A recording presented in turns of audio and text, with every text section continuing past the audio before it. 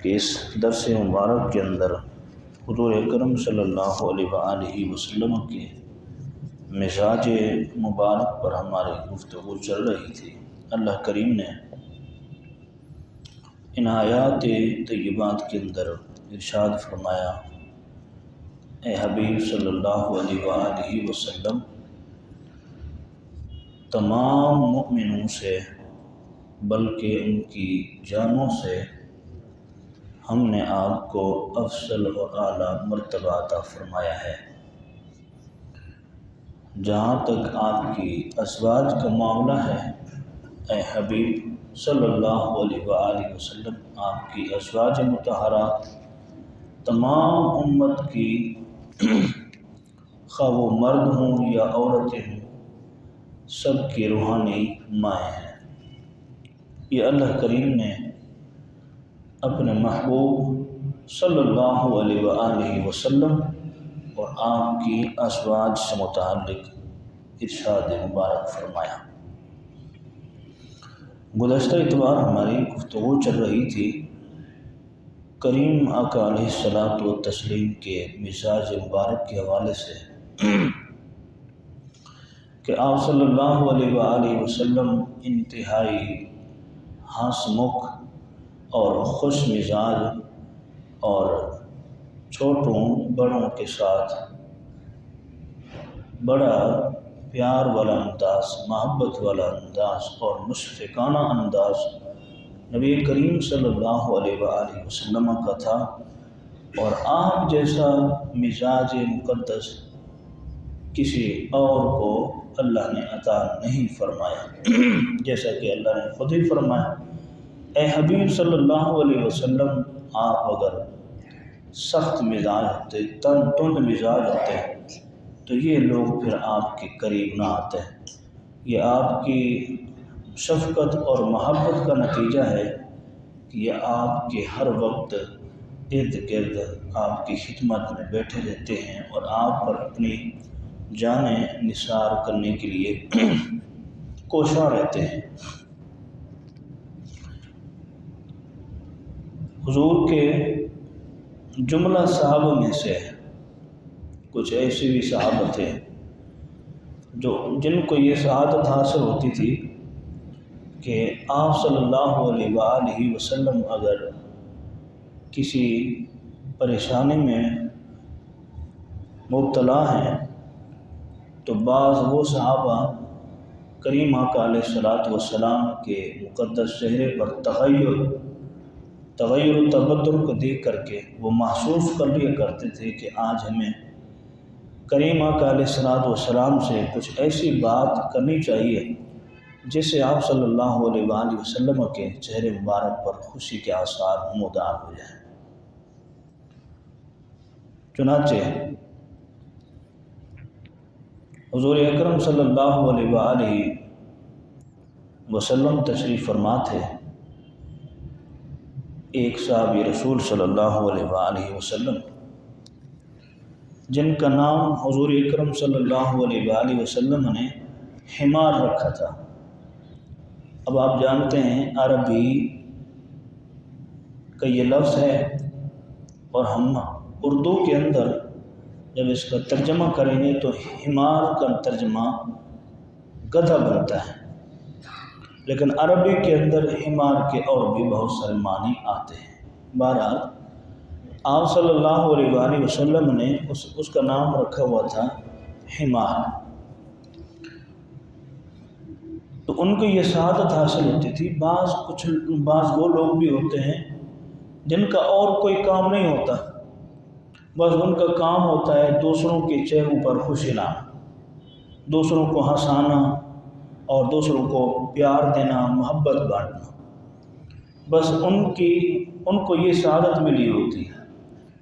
اور جب وہ دنیا سے چلے جاتے ہیں، دنیا سے رخصت ہو جاتے ہیں، تو لوگ پھر ان کے چٹکلے، ان کے پیار اور محبت والی ہنسی خوشی والی باتیں یاد کرتے رہتے ہیں کہ فلاں فوت ہو گیا، آج بھی مجھے ان کی یہ بات یاد ہے، آج بھی مجھے ان کی یہ بات یاد ہے۔ تو کچھ لوگ ایسے ہوتے ہیں جن کے اندر اللہ تبارک و تعالیٰ ایسی صفت رکھتا ہے۔ تو وہ صحابی رسول صلی اللہ علیہ وسلم جن کا نام حمار تھا،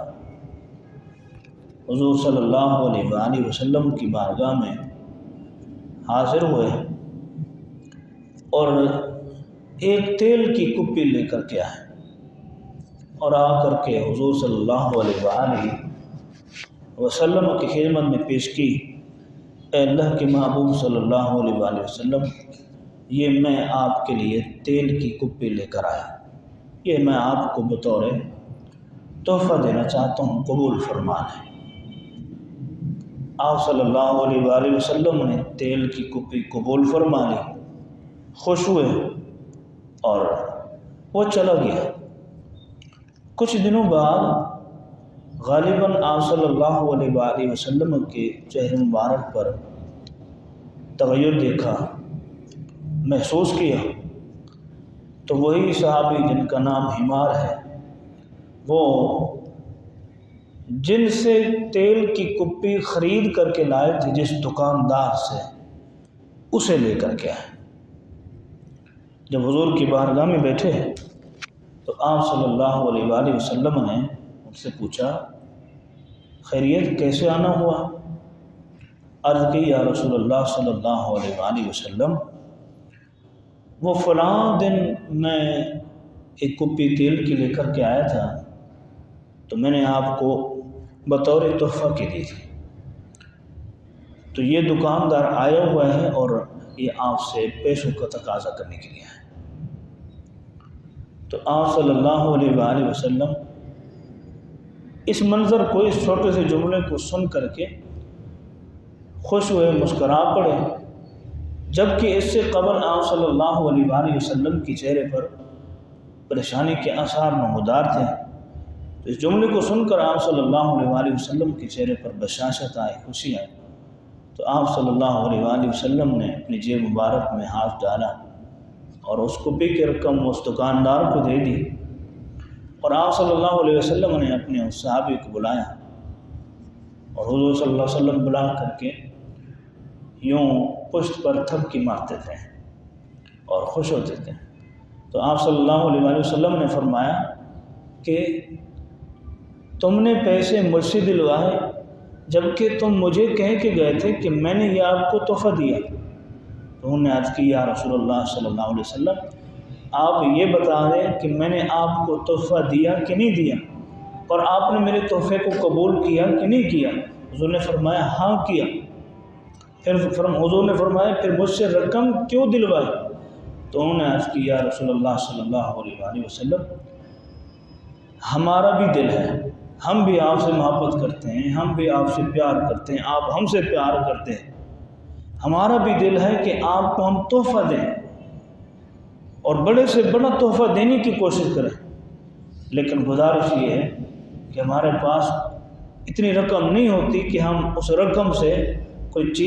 اچھی سی چیز لے کر کے آپ کی خدمت میں پیش کریں۔ اے اللہ کے حبیب، یہ محبت پیش کرنے کے لیے میں نے طریقہ اپنایا ہے، میں نے کہا تاکہ میرا تحفے کے اندر ایک نام آ جائے کہ میں نے حضور کو تحفہ دیا تھا، ورنہ تو لی بھی آپ نے ہے چیز اور دی بھی اس کی رقم آپ نے خود ہی ہے، بس میں یہ طریقہ اپنایا اس لیے تاکہ میرا تحفے کے اندر ایک نام آ جائے، ورنہ میرے پاس کوئی رقم نہیں ہوتی۔ بڑے بڑے صحابہ کو دیکھتے ہیں، اے اللہ کے حبیب صلی اللہ علیہ وآلہ وسلم، جنگوں کے لیے اعلان ہوتا ہے، غزوات کے لیے اعلان ہوتا ہے کہ اللہ کی راہ میں اپنے حلال رزق میں سے جتنا دے سکتے ہو دو، تو بڑے بڑے صحابہ ہزاروں کی تعداد میں اونٹ لے کر کے آ جاتے ہیں، سامان لے کر کے آ جاتے ہیں، ہمارے پاس اتنی فرصت ہوتی نہیں ہے، لہٰذا میرے پاس دینے کے لیے آپ کی خدمت میں یہی طریقہ تھا۔ پھر بھی آپ صلی اللہ علیہ وآلہ وسلم اس جملے کو سن کر کے مسکرا پڑے۔ آپ صلی اللہ علیہ وآلہ وسلم کی خدمت میں وہ مشہور صحابی رسول صلی اللہ علیہ وآلہ وسلم حضرت ساحر یا حضرت زہیر رضی اللہ تعالیٰ عنہ، یہ کریم آقا علیہ الصلوۃ والسلام کی خدمت میں سبزیاں لاتے تھے، مختلف سبزیاں، حضور کی بارگاہ میں اپنے دیہات میں سے، یہ دیہات کے اندر رہتے تھے، گاؤں میں رہتے تھے، وہاں سے مختلف سبزیاں، تازی سبزیاں، غالباً ان کا اپنا ہی کھیت ہوگا، وہ خود ہی کاشت کرتے ہوں گے، یا پھر اپنے دیہات میں سے کسی کے ہاں سے لے کر کے وہ آ جاتے ہوں گے۔ تو وہ صحابی رسول صلی اللہ علیہ وسلم تازی سبزیاں، بہترین سبزیاں اپنے دیہات میں سے لے کر کے حضور کی خدمت میں آ جاتے ہیں۔ اے اللہ کے حبیب صلی اللہ علیہ وآلہ وسلم، میں یہ آپ کے لیے تازی سبزیاں لایا تھا، اور ان میں سے وہ لوکی تو آپ سنتے رہتے ہیں، لوکی شریف آپ صلی اللہ علیہ وسلم کی محبوب غذاؤں میں سے ایک غذا ہے۔ یہ جب ہم اس کو حضور کی شمائل کو بیان کریں گے تو اس میں سے یہ بھی ایک موضوع ہوگا۔ تو وہ مختلف سبزیاں لے آ کر کے حضور صلی اللہ علیہ وسلم کی خدمت میں پیش کرتے تھے۔ حضور کا فرمان ہے، تہادو تہابو، تحفہ دیا بھی کرو اور تحفہ لیا بھی کرو، تحفہ دو بھی سی اور تحفہ لو بھی سی، یہ میری سنت ہے، یہ میری سنت ہے۔ اور ہمارے ہاں تحفہ دینے اور لینے کے حوالے سے ایک الگ سا، ایک عجیب سا تصور پایا جاتا ہے۔ ہمارے ہاں کسی بچے کی خوشی کی جاتی ہے، عقیقہ کیا جاتا ہے، یا سالگرہ کی جاتی ہے، یا شادیوں کا فنکشن ہوتے ہیں، ان کی تقریبات ہوتی ہیں، ہمارے ذہن میں سب سے پہلے یہ چیزیں چل رہی ہوتی ہیں کہ فلاں کو میں نے اتنا دیا تھا اور اس وقت مجھے فلاں سے اتنا ضرور ملنا چاہیے، کم تو میں قبول کروں گا ہی نہیں۔ پہلی بات تو یہ ہے کہ جو چیز آپ کی خدمت میں پیش کی گئی ہے وہ بطور تحفہ کے ہے یا کسی اور مقصد کے لیے ہے۔ اگر صرف اور صرف لینا دینا ہے کہ میں نے اتنی چیز دی ہے اور اتنی چیز میں نے واپس لینی ہے، وہ تو بات ہی الگ ہے۔ لیکن اگر کسی خوشی میں کسی چیز کو بطور تحفہ سمجھ کے لیا اور دیا گیا تو پھر ہمیں اس طرح کا کوئی تصور نہیں رکھنا چاہیے کہ مجھے تو انہیں کم قیمت والی چیز دی تھی، لہٰذا میں بھی انہیں کم قیمت والی چیز دوں گا۔ ہمارے ہاں لفاف دیے جاتے ہیں، 500 روپے والا لفاف، 1000 کا، 5000 کا لفاف، جہاں 500 کا جاتا ہے وہاں سے اگر 500 سے کم آیا تو پھر چہرے پر عجیب و غریب طبیعت کے آثار نمودار ہو جاتے ہیں۔ زیادہ دیا تو تب تو کوئی بات نہیں ہے۔ ہمیشہ ہم نے اس چیز کو کبھی بھی مد نظر نہیں رکھا ہے کہ سامنے والے نے مجھے جو چیز گفٹ کی ہے، تحفہ دیا ہے، ہو سکتا ہے اس کی اس وقت حالت ناساز ہو سکتا ہے اس کی اس وقت ہمیں دینے کی حالت اور وہ اس پوزیشن میں نہ ہو، لیکن ہم نے کبھی اس چیز کی طرف غور نہیں کیا ہے۔ تو لہذا ہمیں اگر حضور کی سنت اور حضور کی سیرت کو پڑھنا ہے تو حضور نے فرمایا تہادو تہابو، تحفہ لو بھی صحیح اور تحفہ دو بھی صحیح۔ یہ بھی نہیں ہونا چاہیے کہ صرف تحفہ لینے کی ہی عادت بنا لی جائے، ایسا ہرگز نہیں ہونا چاہیے حضور صلی اللہ علیہ وسلم کی بارگاہ میں۔ اب مثال کے طور پر میں کسی عزیز کے ہاں، کسی دوست کے ہاں جاتا ہوں اور میں سبزیاں لے کر کے چلا جاتا ہوں، فروٹ کی جگہ پر میں سبزیاں لے کر کے چلا جاتا ہوں، تو کیا میرے اس تحفے کو قبول کیا جائے گا؟ نہیں کیا جائے گا، جبکہ میری نیت میں حضور کی سنت کو اپنانا ہی ہے، لیکن اب معاشرہ سماج اس چیز کو قبول قطعاً نہیں کرے گا، چونکہ ہمارا لینے دینے میں کسی کے ہاں آنے اور جانا، ہاتھ میں فروٹ لے کر کے جائیں یا مٹھائی لے کر کے جائیں، اس کو تو اچھا تصور کیا جاتا ہے، لیکن اس کی جگہ پر سبزیاں کو لے کر کے جائے تو کوئی قبول کرنے کو تیار نہیں ہوگا۔ حضور کی بارگاہ میں وہ سبزیاں لے کر کے آ رہا ہے اور آپ صلی اللہ علیہ وآلہ وسلم ان سبزیوں کو اپنے آگے رکھ کر کے خوش ہوتے تھے، بڑے مسرور ہوتے تھے، اور جب وہ جانے لگتا تو آپ صلی اللہ علیہ وآلہ وسلم فرماتے جب تم یہاں سے جاؤ، مدینہ میں آتے تھے، مدینہ شہر تھا، تو حضور اسے فرماتے کہ جب تم یہاں سے جانے لگو اپنے گھر کی طرف تو مجھ سے مل کر کے جانا، مجھ سے ملاقات کر کے جانا۔ تو جب وہ وہاں سے واپس جانے لگتا اپنے گاؤں کی طرف تو آپ صلی اللہ علیہ وسلم کی خدمت میں آتا، کہتے یا رسول اللہ آج میری روانگی ہے، इस वक्त में मेरी रवानगी है, मैं चला जाऊँगा। तो आप सल्लल्लाहु अलैहि वसल्लम उसे अपनी तरफ से फिर से तोहफे दे दिया करते थे। कुछ खजूरें, मदीना शरीफ, शहर शरीफ की जो अच्छी अच्छी चीज़ें होती थी तो आप सल्लल्लाहु अलैहि वसल्लम उसे दे दिया करते थे। और सहाबा को हुज़ूर फरमाते थे कि ये ज़ाहिर जो है ये हमारा देहाती है और हम इसके शहरी हैं। ये हमारा देहाती है और हम इसके शहरी हैं। ये देहात की चीज़ें ले करके हमें तोहफा देता है और हम इसे शहर की चीज़ें तोहफे में दिया करते हैं। तो ये सिलसिला एक चलता रहा अरसा दराज तक ये सिलसिला चलता रहा। एक दिन वो मदीना शरीफ की मंडी में कुछ ख़रीदने के लिए गए। ज़ाहिर सी बात है, गांव से कोई शख्स आए शहर में तो ज़ाहिर सी बात है कुछ ना कुछ खरीदेगा ज़रूर, अपने बच्चों के लिए, अपने घर वालों के लिए कुछ ना कुछ तो वो ख़रीद के जाएगा। क्योंकि बच्चों को भी आसरा होता है कि हमारे वालिद साहब शहर की तरफ चले गए, लिहाजा हमारे लिए कुछ ना कुछ तो लेके आएंगे ही। तो वो सहाबी रसूल सल्लल्लाहु अलैहि वसल्लम मदीना शरीफ की किसी बाज़ार में तशरीफ़ ले गए। तो आप सल्लल्लाहु अलैहि वसल्लम की आदत मुबारक होती थी कि हुज़ूर बाज़ार का रौंड फरमाते थे, रौंड लगाते थे, चक्कर लगाते थे कि कहीं कोई गलत तरीके से लेन देन कर रहा है, ख़रीदो फरोख्त कर रहा है, कोई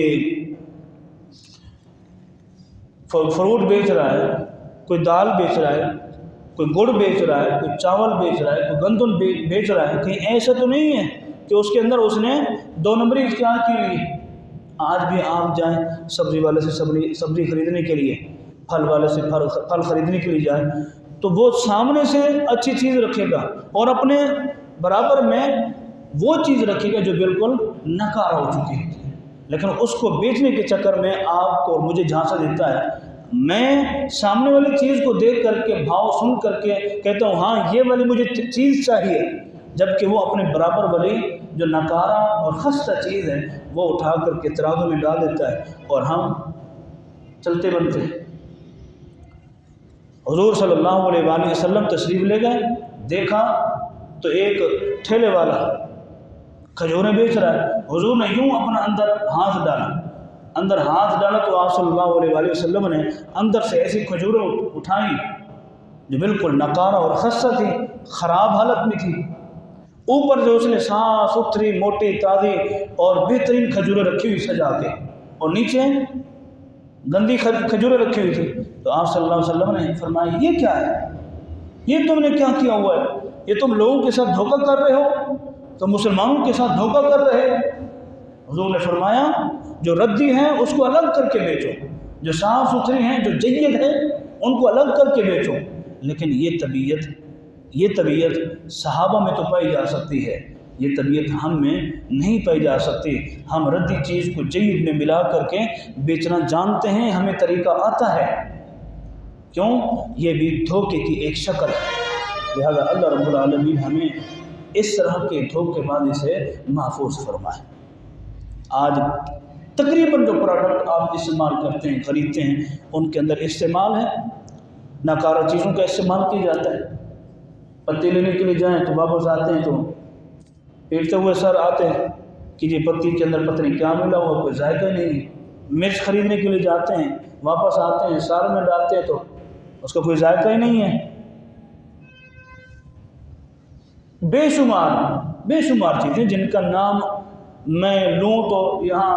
वक्त ही सर्फ हो जाए। आप सब जानते हैं, सब लेने देने वाले ख़रीदने वाले हैं। तो ये एक मुसलमान की आदत बन चुकी है। मैं परसों तरसों की बात है, गुज़र रहा था तो एक ठेले वाले ने, जाहिर सी बात है वो मुसलमान होगा, एक ठेले वाले ने अपने ठेले के आगे लिखा हुआ था या बेईमानी तेरा आसरा, या बेईमानी तेरा आसरा। अब ईमानदारी का आसरा ख़त्म हो गया, अब बेईमानी को अपना लिया, उसी का आसरा और उसी का सहारा ले रहे लोग। अलमान अलफीज़, अल्लाह रब्बुल आलमीन नेक नीयत अता फरमाए, खुलूस नीयत अता फरमाए। तो वो जाने लगते तो आप सल्लल्लाहु अलैहि वसल्लम उसे खजूरें अच्छी दे दिया करते थे, दीगर चीज़ें दे दिया करते। अब वो बाज़ार में चला गया, हुज़ूर भी बाज़ार का चक्कर लगा रहे, जाते हुए देखा हुज़ूर ने کہ حضرت ظاہر رضی اللہ تعالیٰ عنہ کچھ خرید رہے ہیں اور وہ اس خیال میں نہ تھے کہ آپ صلی اللہ علیہ وآلہ وسلم چکر لگا رہے ہیں۔ آپ صلی اللہ علیہ وسلم کی نظر پڑی، حضور نے دیکھا یہ تو مجھے ظاہر لگ رہا ہے، یہ تو یہاں پہ ظاہر خریداری کر رہا ہے۔ تو آپ صلی اللہ علیہ وآلہ وسلم دیکھیں بندہ نوازی کیا ہوتی ہے، ایک انسانیت کیا ہوتی ہے۔ وہ غلام ہے، وہ ایک بدو ہے، وہ ایک عرابی ہے، وہ ایک دیہاتی ہے، اس کی کوئی عزت کوئی ویلیو نہیں ہے، لیکن آپ صلی اللہ علیہ وآلہ وسلم نے پیچھے سے جا کر کے اسے یوں پکڑا، اپنے دونوں ہاتھوں سے اس کی کمر کو، اس کے پورے جسم کو یوں پکڑ لیا اور آپ صلی اللہ علیہ وسلم نے یوں رگڑا دیا۔ ظاہر سی بات ہے ایک بندہ آگے کھڑا ہو کوئی پیچھے سے آ کے پکڑ لے تو مڑ کر کے پیچھے اس کی طرف دیکھنا